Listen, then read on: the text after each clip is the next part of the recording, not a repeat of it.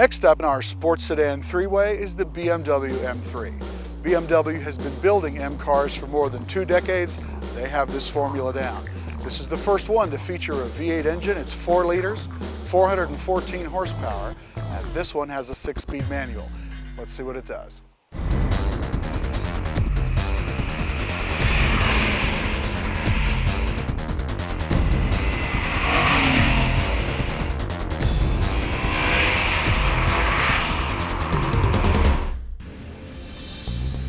The Lexus and the Mercedes are very similar cars.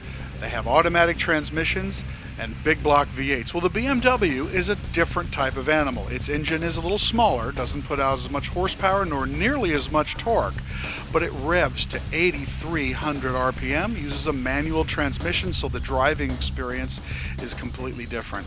Also, because of the engine's placement and the overall balance of the chassis, it's just a lighter, more lithe experience all the way around.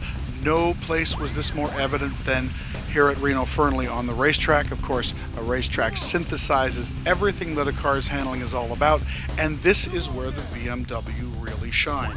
Its track time was about 4 seconds a lap better than the other 2 cars, even that with the least amount of horsepower and torque. So it's chassis balance and chassis grip that does it for the BMW. Precise, clean all the way through the corners, minimal amount of dive, squat coming out of the corners. Very precise steering allows the driver to put the car right where he wants it every time. Now, not as much power to launch you out of the corners as the other 2, but still plenty. And again, a much wider rev range to deal with, and no power losses given the manual transmission versus the automatic in the other pair. You'll notice a lot less tire squeal too, because the BMW has by far the least average chassis slip angle. 0.79 degrees for the BMW, 1.1 degrees for the Lexus, and 1.59 for the Mercedes. So in so many words, the BMW isn't leaving as much of its power and its rubber on the track as are the other cars.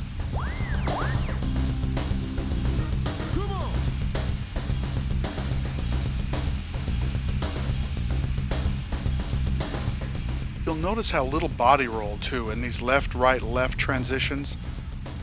Very flat, very stable.